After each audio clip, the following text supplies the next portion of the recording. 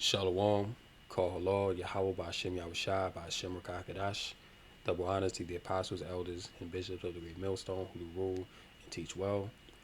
Shalom, salutations to the sincere believers, the Akim and Akwat out there, diligently laboring in all righteousness and sincerity, keeping the faith of our Lord Yahweh Shai until we are redeemed from our captivity and the kingdom of heaven is set up upon the earth. So, it's the brother Azariah. Just want to touch on a few things in the news real quick, do spiritual commentary on some pressing things that's going on and that's about to come down the pipeline. So one thing that we're seeing heavy in this time is inflation.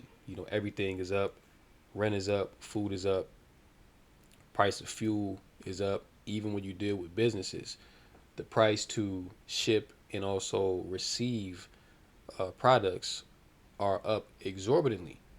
And what's happening, or what's been happening, should I say, is that there's a concerted effort by the powers that be, the world elites, to put the squeeze on the citizen. Because really, what they're doing, this all goes into the Hegelian dialectic. We speak about it all the time, in which they want to put, they want to squeeze people to such a degree to where they're going to beg for a new system. Because um, right now the suicide rate is at an all-time high, and suicide is a result of what? Lack of faith. You don't have any hope, so you just off yourself. And a lot of people are very scared right now. They're afraid because they're looking into the world and they're seeing that things are not getting better. This is why this whole 2024 campaign to put Trump back in office is as profound as it is, because people really believe that Trump can turn America back around, that Trump is going to heal America, that he's going to stop the overseas wars, he's going to bring down inflation, he's going to reinstate confidence in the American people. But there is no ointment, there is no balm, as it says, and I believe that's Jeremiah the 51st chapter. There is no balm that can heal America. This place is fastly circling the drain. And hey, you can see that when you go to the grocery market. You can see that when you eat out fast food. You can see that people getting laid off of their jobs left and right. So we see now that people are losing hope that eventually there's gonna come a civil war in America. You see, because when people um, think that they have nothing else to lose, they gonna lose it. So the squeeze is definitely on. So I just got a couple TikTok videos I want to touch on real quick in an article we can get, and of course precepts. So let's get into it. Rising prices at Five Guys making some customers lose their appetites. One tweet going viral calling the cost of a meal out of control, along with this receipt apparently showing a $22 price tag for a bacon cheeseburger, regular soda, and little fry. This is a fast food restaurant. Why is a burger $12.50? But Five Guys is not alone. The price of eating at restaurants rising higher than the rate of inflation in the last 12 months. Eating away from home is about 30% more expensive than it was in 2019. But now a lot of these restaurants realize they really just can't raise prices anymore. I think customers are at a breaking point. The Wall Street Journal. Yeah, and customers are definitely at a breaking point. And as she just said, the price of fast food is up about 30% compared to 2019. And the fact that people are that their wages have not increased, they're making less money, they have less expendable income, and the price of everything around them is going up. Utilities have gone up, like I said, rent, food, everything is high, you know, and it's only going to get higher. It's not going down, So as she said, people are at a breaking point. They're at a point where they don't really trust the American government no more, because while all these things are going on, you have the southern border crisis, you have all these ongoing wars that America is pumping billions of dollars into. But when it comes and really, that's why inflation is as high as it is, because they just printing all this money out of thin air, and they're putting it into these endeavors, into America's interests overseas, among other things. You understand? So all this money that they're printing, that's circling around in the economy, it's devaluing the dollar. Then also you have the BRICS, they're getting stronger, they're coming together, and they're moving away from the dollar. You see? So the dollar is done. This system is about to crash economically. Why you think Jeff Bezos and Mark Zuckerberg, just two notable names, they sold over 50% of the stock that they have in their companies, man? Why? And they're liquidating assets. Why are they doing this? Because they understand that a financial collapse is coming, and that from that financial collapse, there's going to be chaos. You have a lot of paid mercenaries, sleeper cells in America that are going to be activated once these things go down. And that's going to add to the confusion. That's going to add to the violence of Babylon the Great. Because right now, people are looking at it like, damn, I'm paying $12 and up for a cheeseburger. You know, like I'm paying over $20 just for a meal at Five Guys. Now, Five Guys has always been expensive, but it's only going to get more expensive. Like, you think paying $20 for a meal now is bad. Imagine when it's $30. Imagine when it gets to the point of you're paying $40 for a meal. Nobody can afford that. You see, and that's also going to be a domino effect, because when people can't afford food, when they have less expendable income, businesses are going to go out of business, because they're not going to have people patronizing them, because it's just simply unaffordable. You know, that's why you have so many fast food and retail locations closing down, because people are just not, coming through them stores like that. Because inflation is so high and people's wages are not increasing to meet that inflation. So on a small scale, fast food, you can see the state that the economy is in. Like, just look at McDonald's. Years ago, remember, McDonald's used to have a dollar menu. Okay, now the dollar menu no longer exists. Now it's like what? I don't even know, because I don't eat McDonald's, but I'm just saying it went from $1 to $1.25. It's probably $1.75 now, probably damn near $2. Who knows, man? But yeah, man. Things are very bad and only getting worse in America. Let's continue. Journal reporting more than half of small business owners, like restaurateurs, said higher labor costs are their biggest source of inflation. So the big chains have a little more wiggle room and leeway, but these small independent restaurants, those are the people who had to get really creative. They're shuffling their menu items. They're taking things off the menu that maybe have high input costs. And when you talk to them, they tell you that it's not actually what's on the plate that costs them so much. The beef was at record highs late last year, but it's coming down a little bit. But it's the labor, it's the rent, it's the packaging. Some of these small business owners have told me that the packaging has doubled and tripled. And so their input costs are still real high in the past. And these Americans are through, and they know it.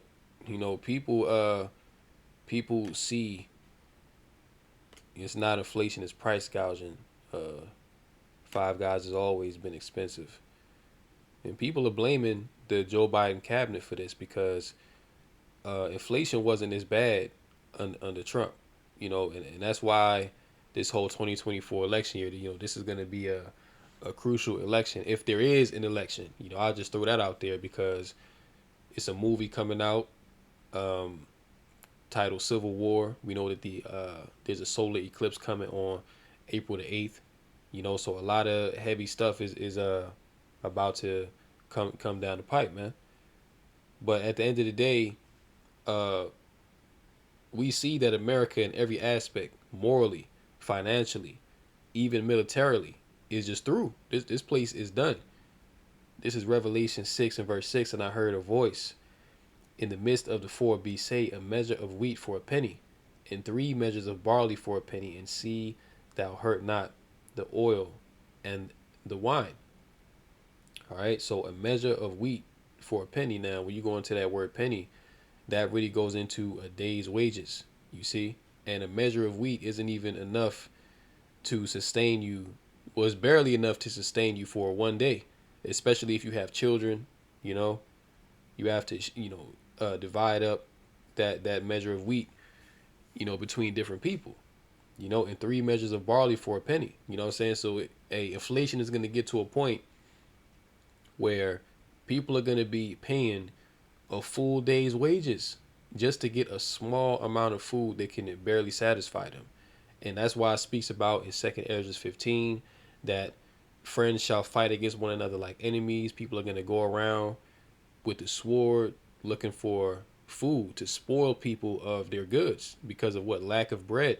Okay, that goes into famine and for great tribulation. So all this stuff is coming down the pipeline, man. And the prophets have been telling you these days are coming, and hey, the scriptures say that my servants shall eat. So we know that Yahweh Shemel Shai is going to take care of us. We're not worried about nothing.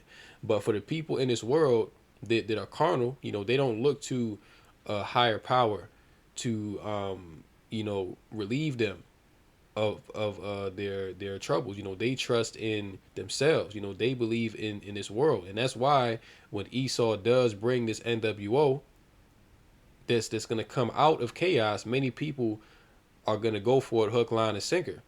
You see, because that's what they're going to trust. These people don't believe in a higher power really, outside of the hopefully elect. They might talk a good game, but when it really comes down to showing that faith and walking in that way, that's not in their spirit. So when hard times do come, a lot of people are going to fall by the wayside. They're going to fold like a lawn chair, and they're going to give in to this new beast system that's going to be set up on the earth. But yeah, this inflation is a catalyst to get people there. They're squeezing you from every angle. They're making you lose your jobs. They're making you pay more for everything.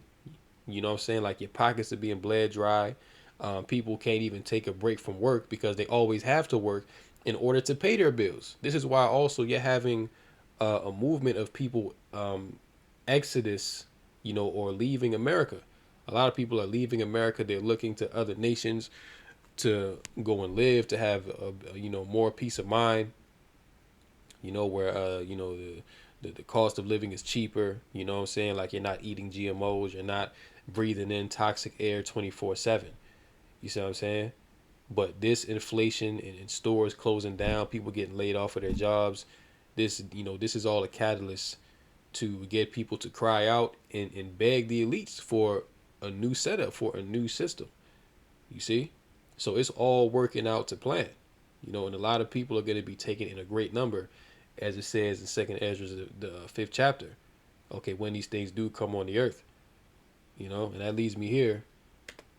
Because like I was talking about the layoffs, a lot of people in tech, many people that went to college and university, got their bachelor's, got their master's, PhD, you know what I'm saying, got good paying jobs initially. Now the world is a completely different place. Like you think about it, when the pandemic first hit, people just graduated school and they had to sit their ass down at home and wasn't doing nothing. You know what I'm saying? So that right there was causing a lot of mental anguish. People were worried and concerned about what the future was going to hold. But you fast forward 4 years later, things are looking even worse. You know what I'm saying? Like people wish they could go back to 2020, man. Because at least then you was getting what? You was getting stimulus checks. Food was cheaper. Rent was cheaper. You know what I'm saying? Like you could travel leisurely. Now these things are becoming thing of the past, you see, and these layoffs are just the beginning, man. Like they was even warning last year and the year prior. Jamie Dimon, he's a CEO of I think it's Chase Bank, but yeah, he been talking about it, man, since like late 2021. 2022, 23, going forward, a lot of people are about to lose jobs. The economy is about to take a major hit, and now we're seeing it manifest because this is the plan of the elites. So let's play this real quick. My prediction is not only the tech sector, but every sector of our economy will start laying off people. So you heard that? Not only the tech sector, because a lot of people are getting laid off in tech, and I'm talking about by the hundreds of thousands. You see? So not only tech, every sector.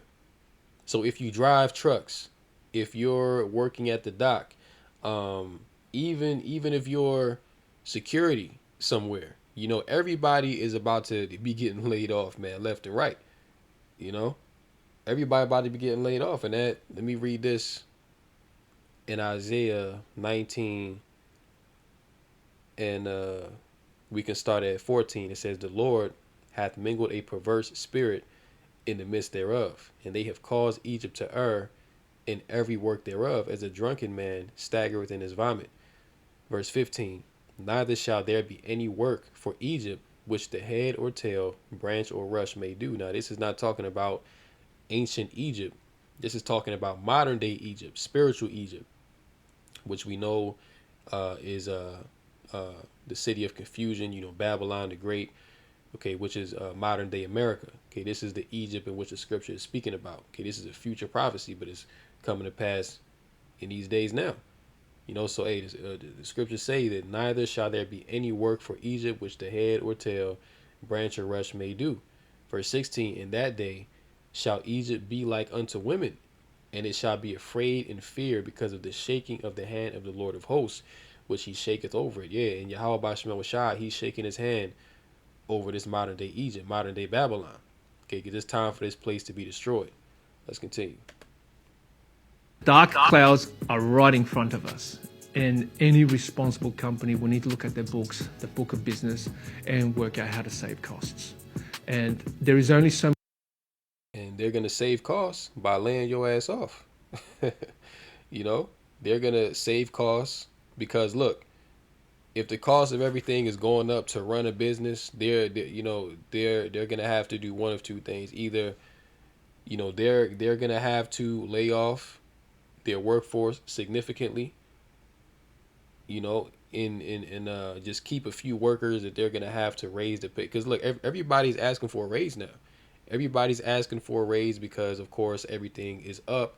So you need to get paid more. And that's the problem. While the price of everything is going up, people's wages have not increased. So that's why people are crying out. They're complaining about inflation. Everything is too expensive. I can't live. I can't feed my children. Then, let me not forget this. Also, budget cuts are coming. Eventually, we know that there's going to be a government shutdown. So these benefits that people are used to receiving, SNAP, WIC, Section 8 housing, and all these different subsidies that the government gives these people. Hey man, all that stuff is about to come to an end, like Social Security. You know what I'm saying? All that's about to be done. And when that happens, how bad you think it's going to be when that happens? Because that's really the only way that a lot of people can eat is by these certain government subsidies. Well, guess what? When the government shuts down and these things are done away with, that's really when you're going to see Second Esdras 15 turn up to a degree that you never seen before. Because at then it's going to be like, yo, F it. You know what I'm saying? Like, if I can't eat, if I can't put a roof over my head, what am I working for?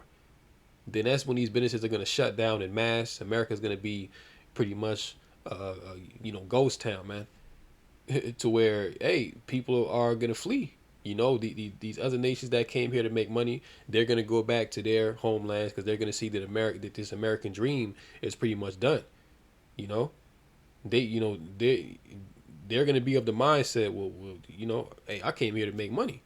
But they don't love America. They just came here to get some money, send it back home so they can retire, that their family can live good. But in the instance of when America does finally hit the wall completely, they're going to be like, yo, it's time to get up out of here.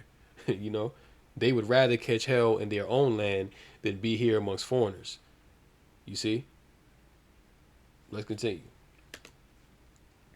so much you can squeeze your supplier until a service or a product quality suffers, and especially in a service sector like us in logistics, the biggest component of our cost is staffing cost. So the lowest hanging fruit when it comes to saving costs is cutting staff.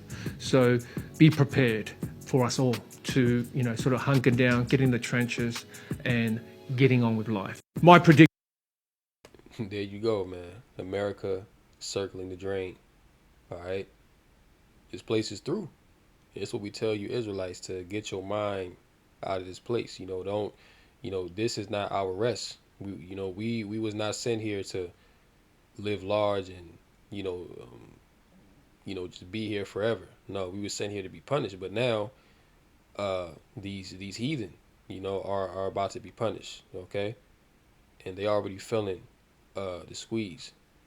All right, let's go here. NATO preparing for U.S. to quit the bloc. All right, which that means that they've been saying if Trump gets into office that America is going to leave NATO. You see, but really they're really trying to control the narrative on that because NATO already doesn't trust America. NATO already doesn't like America.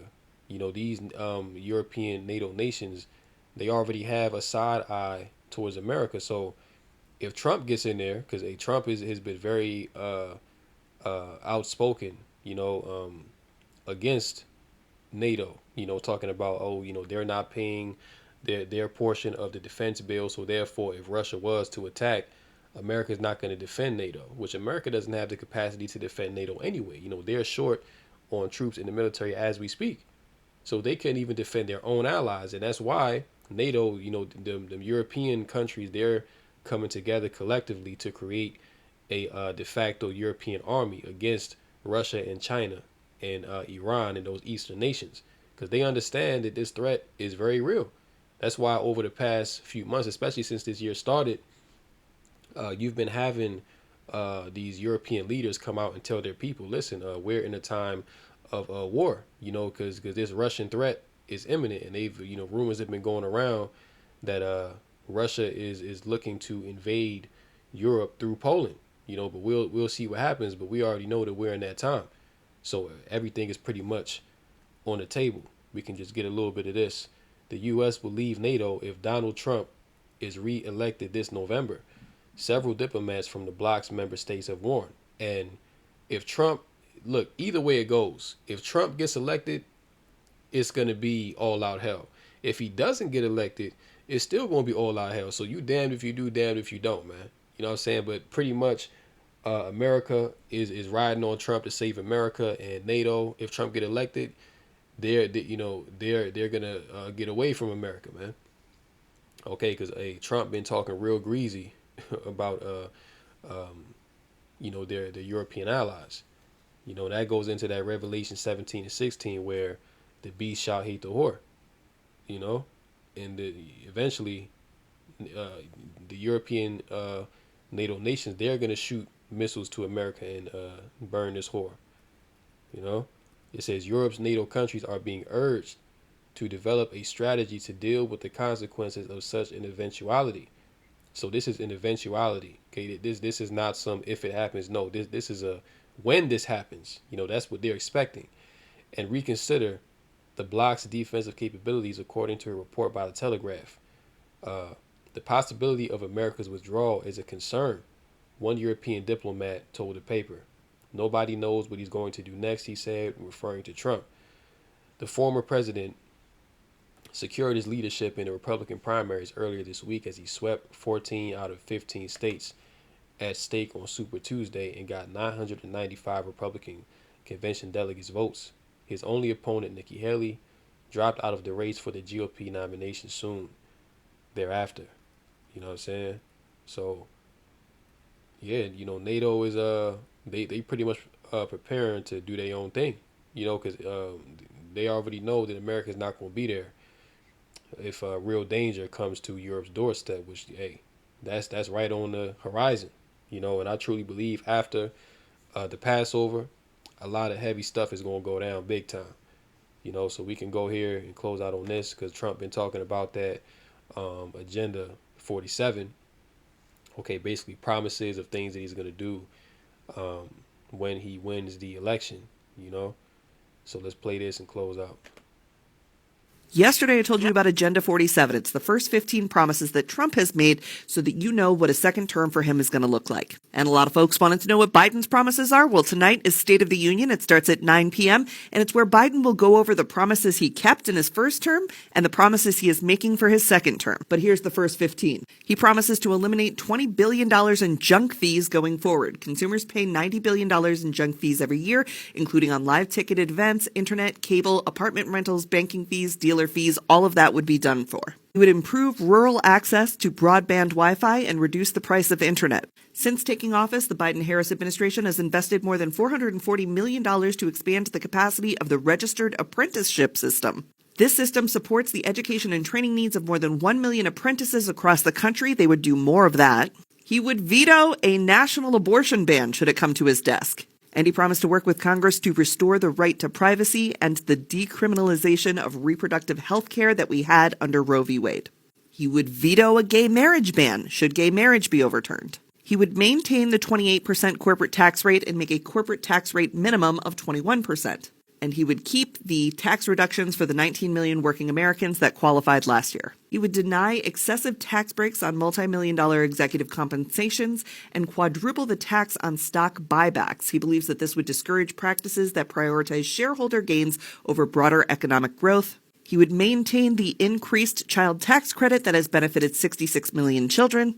And this one I think is for the farmers. It says he will continue to support domestic fertilizer production. They've already given out $50 million in grants, but there is a total of $900 million in funding for the program. He will confront Big Pharma on pharmaceutical costs. Now, they already did this on Medicaid and Medicare, where they were able to cap the cost of insulin at $35, but there's a bunch more prescriptions that they could do that kind of negotiating on.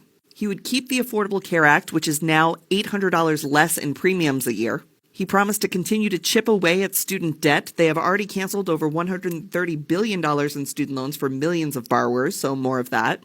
He's going to use the U.S. military to build a floating dock for humanitarian aid to get into the Gaza Strip. He will also work to keep the doors open between Israel and Palestine about a peace solution. And remember, the Republicans said that they want to make Gaza a parking lot. And lastly, border control. He says that if the bipartisan legislation to protect the border passes, it would give him the right to immediately close the border. It would also fund the immediate hiring of 1,300 Border Patrol agents, 375 immigration judges, 1,600 asylum officers, and over 100 cutting-edge inspection machines that can help detect and stop fentanyl at the southwest border.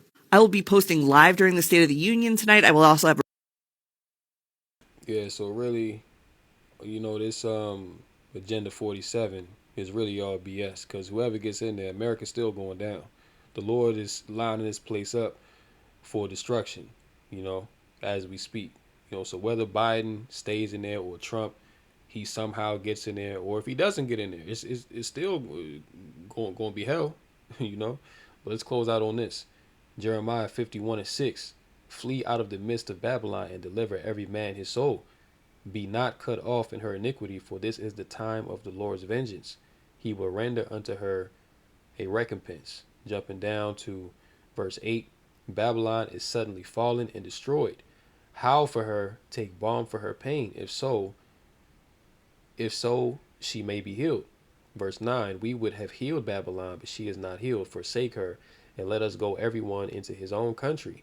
For her judgment reacheth unto the heavens, and is lifted up even to the skies. Yeah, so these Americans, it's gonna come apparent at a certain point to where they're, because even if Trump does get in there, the Lord is going to bring judgment to this place. Well, he's bringing it right now, but the Lord is going to increase the judgment, man. Like whoever stays in there, it's going to increase. Okay, because we're at the end. So this judgment, man, is the Lord is not going to withhold the judgment no more. Like he's going to bring forth his full fury. You see? But the point is, there is no healing Babylon. You see? No man can bring Babylon back to what it once was, because, hey, just like the Lord raised up America, the Lord is taking this place down as we speak, and nobody can fix that. Biden can't fix it. Trump can't fix it. Obama can't fix it. This is all biblical prophecy, man. Nobody resists the will of Yahweh B'Shem Yahushua. So with that, I'll go ahead and close out here. Hopefully this lesson was edifying through the Rakah Kadash. And until next time, Lord willing, shalom to the elect.